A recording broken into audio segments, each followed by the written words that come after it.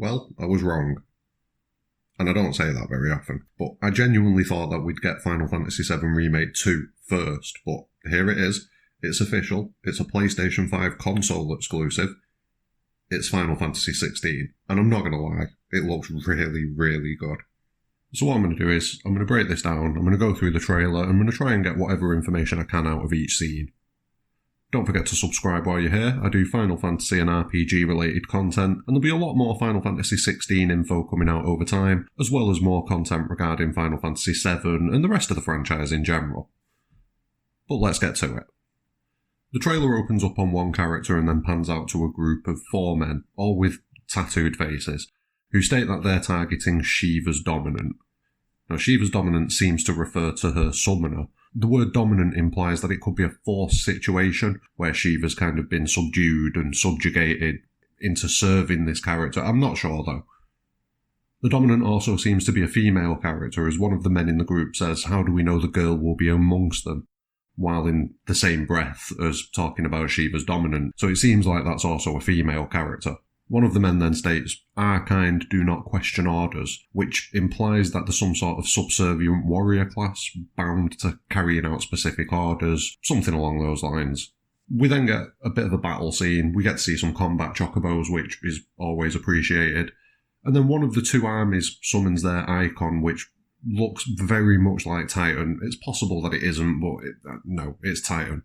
Which also kind of means that Shiva would also be an icon, and it kind of alludes to the fact that this is probably the term in Final Fantasy XVI that's used to describe summons, icons, in the same way that they've been called like GFs, Espers, summons, Aeons, all of the different names. Icons seems to be what they're going for with this one. Shiva then attacks Titan with a pretty large ice attack, and Titan seems like he tanks it with a punch. A lot of debris falls on the area, and we see one of the men that we were focused on earlier crushed by some debris. We then get a bit of a scene change, and we go to a more relaxed scene with what seems like a castle with a village around it, that sort of an area. It almost puts me in mind of Winterfell from Game of Thrones without the snow. We then get what seems to be the main character who we've now shifted focus to, and he says that our foe will not relinquish their mother crystal easily. This will be a bitter fight. So it looks like the crystals are going to be a massive focus in this game's universe. We're introduced to a young boy called Joshua who seems to have some sort of power, and the new character that we're focused in on in the scene states that he's Joshua's shield who's sworn to protect him. We then get a bit more combat in a more of a swamp type area. The combat looks really smooth and it looks very action based. With recent games in the series, we've stepped further and further away from turn-based combat, and it seems like this has definitely took a big shift towards action. We then see an older man shouting at someone for refusing orders or something like that, questioning if they have pledged their sword to the cause.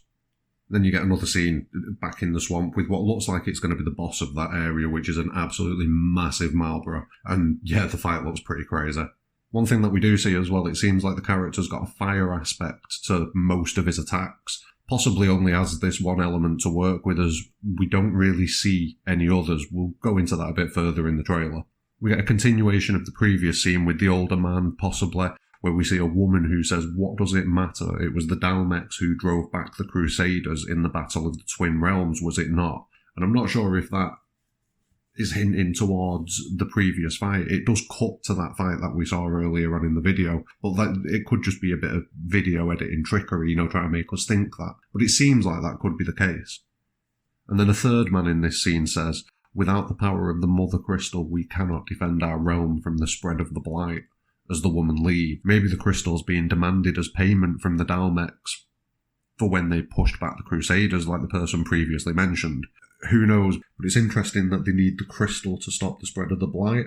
It'd be interesting to get a bit more information on what the Blight is, and I'm sure we will in future trailers. We get more combat, and again it seems only the fire element is in play for the character at this moment in time. You keep seeing like the Phoenix wing manifesting in the middle of combat, so it's possible that this is tied to Phoenix in some way. And this fight, it's against a Dragoon, which is stated in the trailer, so it seems like Dragoons are going to be making a return to the Final Fantasy series, and it's stated that the Dragoon is an Imperial, and that the Empire seems to be invading wherever this is. We get a few more combat scenes this time, looking like the character from the first scene, the one that we opened up the trailer with. Now, he seems like he's able to use different attacks with different elemental affinities, which leads me to believe that if it is different characters, then they may have specific classes and elements that are only available to them and they can't really stray outside of that. Also, again, the combat seems extremely action-based, putting me in mind of Witcher 3 type combat to an extent, which it could be an interesting move for the series to make. It'd almost certainly mean that we'd have very limited magical use, but we've got to be honest, the combat in 15, the magic was dreadful anyway. I mean, Final Fantasy VII Remake's definitely improved upon it, but it might be a good move to try and make the magic more of a skill-based type system, rather than having access to all of this magic at all the time. Maybe your specific character learns a skill that uses that element, and that's it. Then we go back to a scene where we see Joshua and we see a man that's guarding him, and it seems like he's beheaded by what seems to be another one of the guards with him, so there's probably a betrayal taking place in this scene. But it also looks like it triggers something in Joshua. We hear that he is the Archduke's son, the Phoenix, and then Joshua looks like he summons Phoenix through his rage, potentially for the first time. Now, a few seconds after this, we see a man made entirely of fire, who seems to power up and then detonate himself. And then another character says something, I couldn't really pick it out properly. It sounded like he said, it's like a daikon fire. That's impossible. That's what it sounded like he said. But then what we see looks like Ifrit. And what I think's happened is I think it's possible that the person who's exploded into flames has summoned Ifrit in this moment, and it looks like they're going to fight Ifrit and Phoenix. The thing that makes me think this is the shot of Joshua when he summons Phoenix. The eyes kind of go like almost on fire, and it looks very similar to the eyes of the man that is on fire who looks like he summons Ifrit. Maybe once Joshua's got a bit more powerful and a bit more in tune with his summon, something similar will happen with him.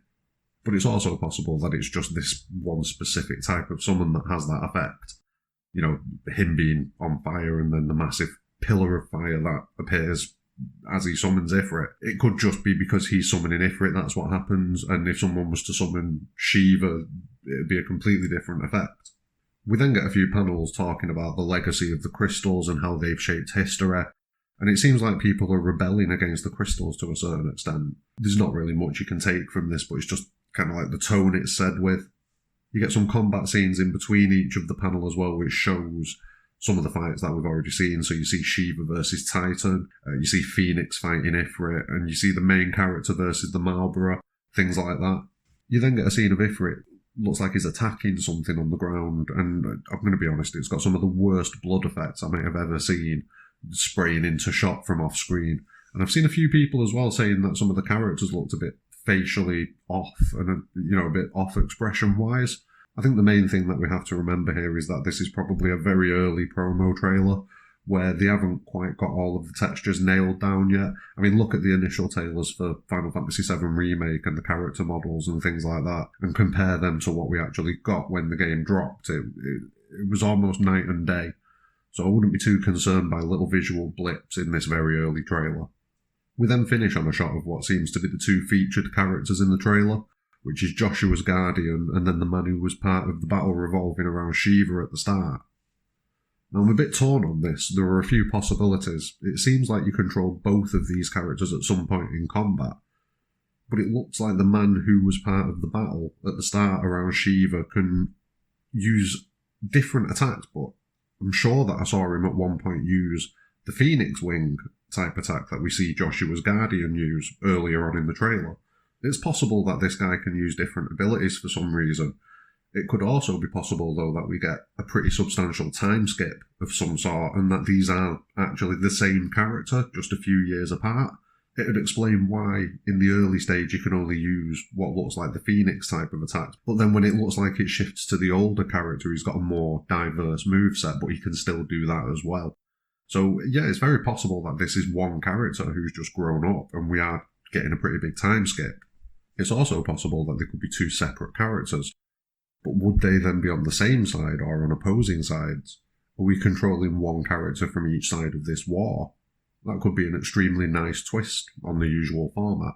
I don't know though, I'm feeling that it's the same guy that's aged.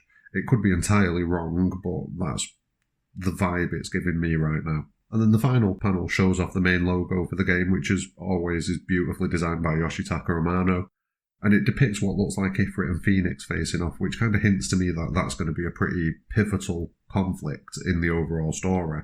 The logo doesn't give too much away at this stage, but we all know that they tend to have some sort of deeper meaning to the game's story and how it progresses. So it's worth keeping an eye on that. It's always worth speculation.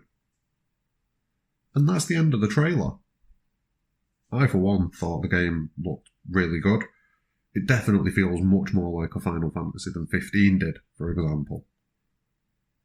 Plus, the team that's working on it have done phenomenal things with Final Fantasy XIV over the last few years, so it's possible that we could be seeing the early signs of something truly special and magnificent. But how about you? What do you think about the trailer? Drop your thoughts in the comments, don't forget to subscribe for more Final Fantasy related content, and more importantly than anything, have a great day.